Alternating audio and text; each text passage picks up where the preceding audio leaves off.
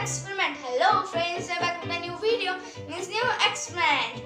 I know you are at home and I am too. Come, I will tell the experiment's name. Its name is to know more about sedimentation and decantation. Okay, the materials are needed to do this experiment are 2 glasses, one empty glass and one filled with water, and a small glass filled with soil.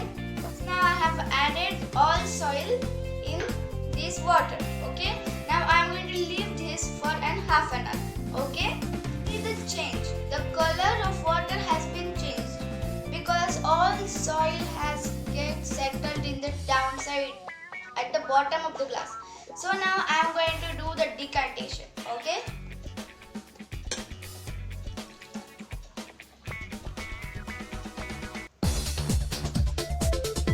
See, I have separated 2 ingredients. Okay. This is soil and this is water. Okay. But why this happens? Why the soil gets downside? Yes, I am going to tell you. But first I am going to tell you what is sedimentation and decantation.